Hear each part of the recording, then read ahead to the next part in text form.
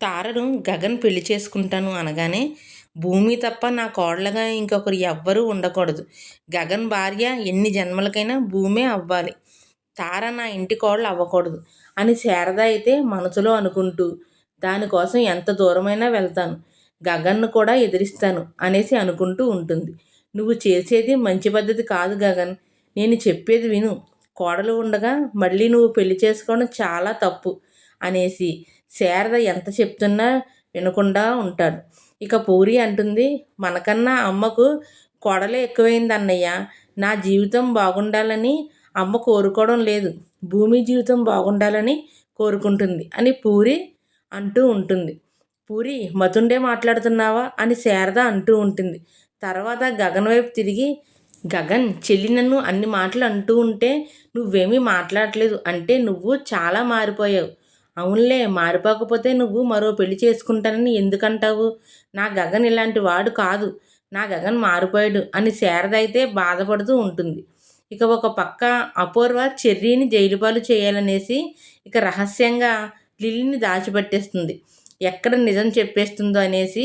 అయితే లిల్లీకి, నీ తండ్రికి నేను కిడ్నాప్ చేశాను, నువ్వు నా దగ్గర ఏం మాట్లాడకుండా ఉంటేనే నీ తండ్రి నువ్వు అమెరికాకు సేఫ్గా వెళ్తారు అని అంటూ ఉంటుంది. అయితే లిల్లీ అపూర్వను బ్రతిమలాడుతుంది, నన్ను మా నాన్నను వదిలేయండి, నేను అమెరికా వెళ్ళిపోతాను అని అంటూ ఉంటుంది. లిల్లీని దాచిపెట్టిన విషయం భూమికైతే తెలుస్తుంది కదా. ఎలాగైనా సరే లిల్లీ ఎక్కడుందో తెలుసుకుని కోర్టుకు తీసుకువచ్చి చెర్రీ ఏ తప్పు చేయలేదని నిరూపించాలనేసి చాలా ప్రయత్నం చేస్తుంది. అయితే లిల్లీ ఎక్కడ వెతికినా కనిపించదు. మళ్ళీ అపూర్వ భూమి దగ్గరికి వచ్చి ఛాలెంజ్ చేస్తూ ఉంటుంది. ఏంటి, లిల్లీ కోసం బాగానే వెతుకుతున్నావే, కానీ లిల్లీ జాడ నీకు తెలియదు. అలాగా కట్టుదిట్టమైన ఏర్పాట్లు చేసుకుంది అపూర్వ. అసలు నువ్వు ఆడదానివేనా, ఒక ఆడబిడ్డకు తల్లివేనా? ఆ రోజు నువ్వు నా తండ్రిని పొందాలనే ఆలోచనతో నా తల్లి ప్రాణాలు తీశావు. ఈరోజు నీ కూతురు కోసం ఇంకొక ఆడబిడ్డ జీవితంలో నిప్పులు పోస్తున్నావు. ఏం పొందాలి అంటున్నావు?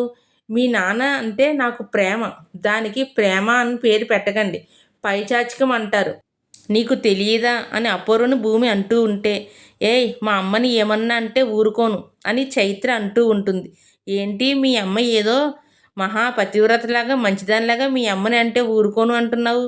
మీ అమ్మ తన జీవితంలో ఎన్నెన్ని దుర్మార్గాలు ఎన్నెన్ని తప్పులు చేసిందో తెలిస్తే నువ్వే చీకొడతావు అని అంటుంది భూమి. కేపీ చెర్రీ కోసం అయితే చాలా కంగారు పడుతూ ఉంటాడు.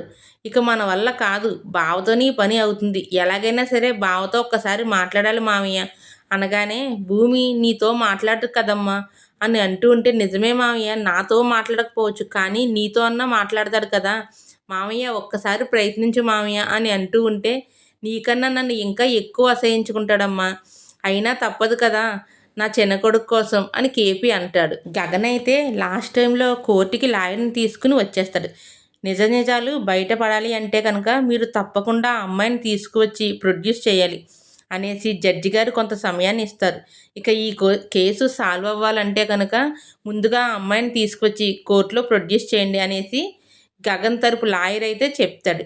ఇక ఎలాగైనా సరే ఆ లిల్లీని పట్టుకోవాలని చెప్పేసి అనుకుంటూ ఉంటారు. గగన్ ఈలోపు భూమి అయితే గగన్ దగ్గరికి వస్తుంది. బావా, నేను చెప్పేది విను బావా, మన ఇద్దరం కలిసి ఆ లిల్లీ ఎక్కడుందో తెలుసుకుందాం బావా, చాలా కష్టం బావా తన్ని పట్టుకుంటాం, ఆ అపూర్వ తన్ని దాచేసింది, మనం ఇద్దరం కలిసి వెతుకుదాం అనేసి భూమి అంటూ ఉంటే, ఇక నీతో నేను కలిసి వెతకడం అంటే జరగదు, నేను ఒక్కడిని ఆ పని చేయగలను, నువ్వు నాకేమీ తోడు రానవసరం లేదు అనేసి అంటూ ఉంటాడు.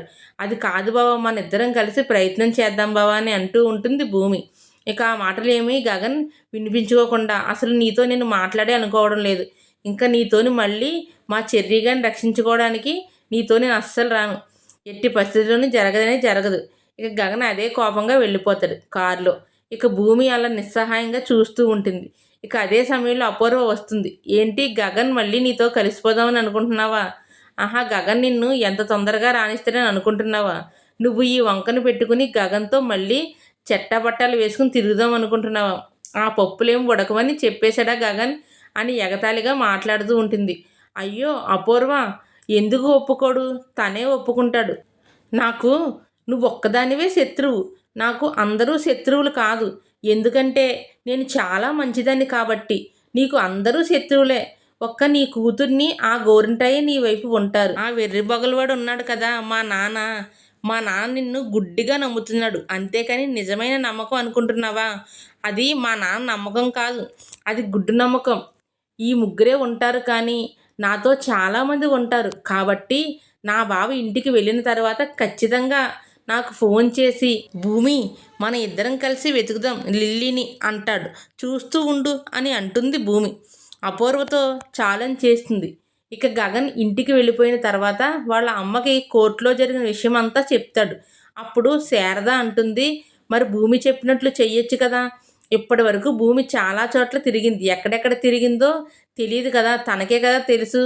వేరే చోట్ల వెతికితేనే కదా లిల్లీ ఎక్కడుందో తెలుస్తుంది. ఇప్పుడు నువ్వు పంతాలకి పట్టింపులకి పోతే గనక చెర్రీ జీవితాంతం జైల్లో ఉండవలసి వస్తుంది. కాబట్టి ఒకసారి ఆలోచించు కనుక అని అంటూ ఉంటుంది. లేదమ్మా, నేను తనతో అస్సలు నేను వెళ్ళి వెతకనని అంటూ ఉంటాడు.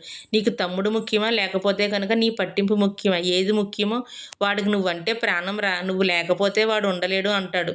అలాగే వాడు లేకపోతే నువ్వు ఎలా ఉండగలుగుతున్నావురా? వాడు లేకుండా చూసి నిశ్చితార్థం కూడా చేసుకుందాం అనుకుంటున్నావు.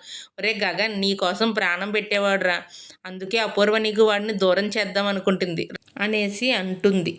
ఇక గగన్ అయితే ఆలోచిస్తాడు. నిజమే కదా, వాడికి నేను అంటే చాలా ఇష్టం కదా. ఇప్పుడు నేను పంతాలకి పట్టింపులకి పోతే కనుక వాడి జీవితం నాశనం అయిపోతుంది అనేసి ఆలోచించుకుని, సరేనమ్మా, నువ్వు చెప్పినట్లే చేస్తాను అనేసి అంటాడు.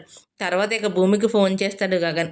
ఫోన్ వచ్చిన వెంటనే భూమి గబగబా తీసుకెళ్ళి అపూర్వకు చూపెడుతుంది. ఓ అపూర్వ పిన్ని, రా, నీకు ఒక విషయం చెబుతాను, అద్భుతాన్ని చూద్ది కానీ అంటుంది. ఏంటి వెటకారం అంటూ వస్తుంది అపూర్వ.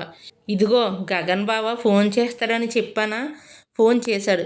ఇప్పుడు గగన్ బావ నేను లిల్లీని వెతకడానికి వెళ్తాం. ముందు మాట్లాడేసిన తర్వాత నువ్వు నేను ఎంతసేపు అయినా సరే మాట్లాడుకోవచ్చు. నాకంటే పని ఉంది, కానీ నీకేం పని ఉంది?